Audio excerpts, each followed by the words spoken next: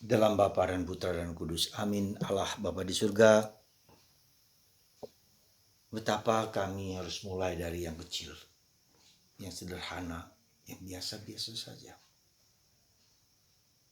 Karena Engkau mengumpamakan kerajaan Allah seperti biji sesawi yang kecil atau ragi yang bisa mempengaruhi.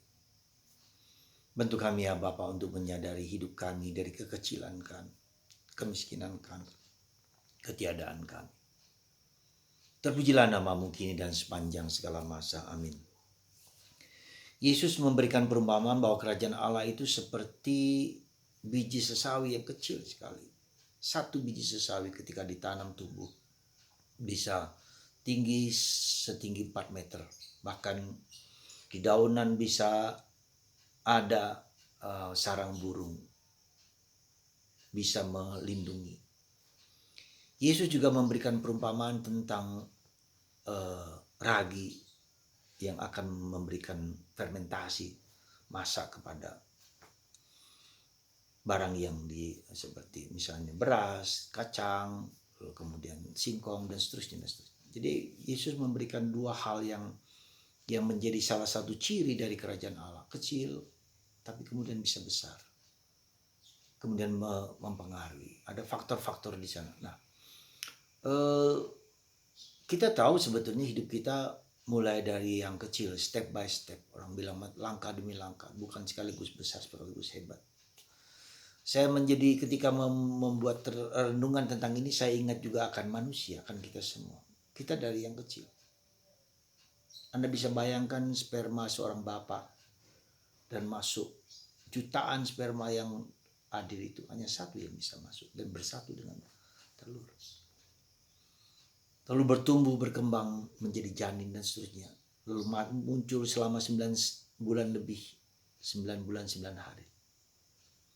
Menjadi manusia seperti Anda dan saya, ada mata, ada hidung, ada telinga, ada organ tubuh yang bekerja dengan sempurna. Dan itu bukan karya kita. Dan itu bukan kita yang melakukan, merajut semua. Sehingga menjadi seperti Anda, seperti saya, seperti kita. Coba Anda bayangkan sebentar. Tuhan melakukan pekerjaan yang mengagumkan. God do marvels to everybody of us, to the creation. Itu contoh kecil bagaimana kemudian bagaimana muncul potensi di dalam persatuan antara sperma dan indung terus sehingga menjadi seperti saya, seperti Anda, seperti kita semua. Yang bisa berbicara, yang bisa berpikir, bisa banyak. Potensi di dalam persatuan antara sperma dan telur itu menjadi seperti kita, menjadi seperti kita. Dan Tuhan sangat mencintai itu, dan Tuhan sangat mengasihi, dan Tuhan sangat mengagumkan kita. Ya, jadi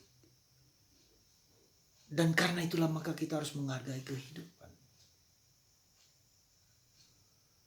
Betapa Tuhan melarang kita untuk aborsi misalnya, yang setiap tahun jutaan orang dikorbankan. Itu manusia yang tak terbayangkan oleh manusia zaman modern ini yang menganggap itu hanya sekedar janin. Tuhan begitu pedih dan marah, begitu sedihnya ketika ciptaan yang dia buat sedemikian indah, sedemikian perfect, semakin sempurna, secitra dan segambar dengan Allah. Maka kita harus belajar menerima dan mencintai diri kita apa adanya. Dan kita bersyukur dan kita mengembangkan menjadi apa? Menjadi besar, menjadi memberikan berkat bagi orang lain.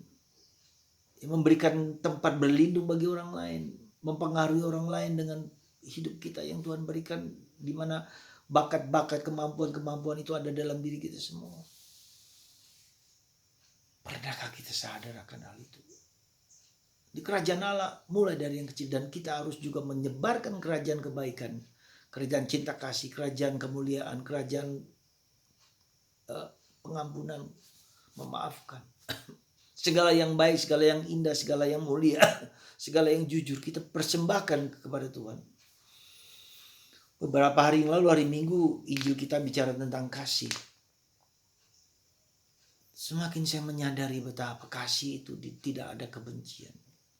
Tidak ada ketakutan, tidak ada balas dendam. Menerima, mengasihi, dan keluar.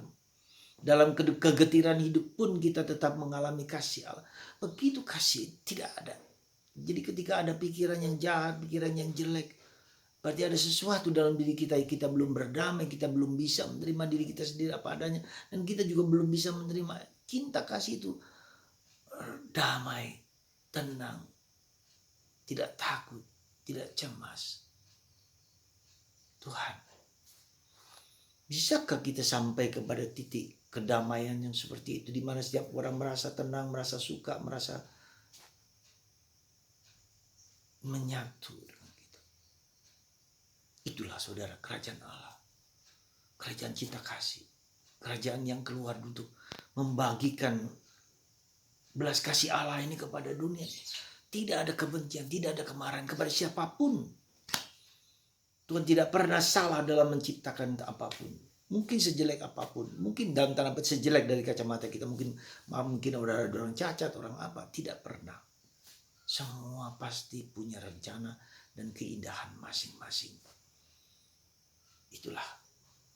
Semoga kita mulai dari yang kecil, dari pikiran yang baik.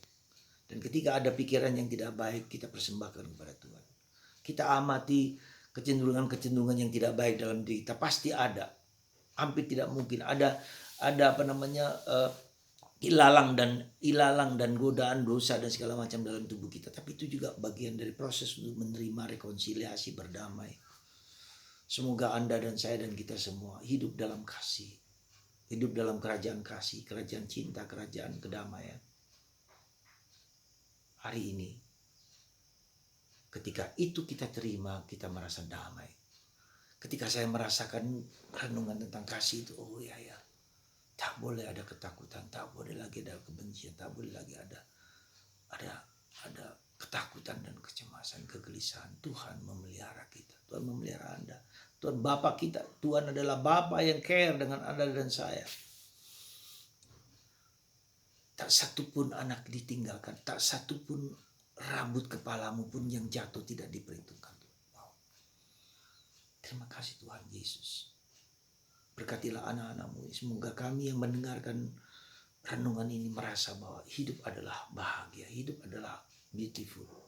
Karena Tuhan sayang kepada kita. Berkat Tuhan atas Anda semua. Menyingkirkan segala negatif, segala pikiran, segala apapun.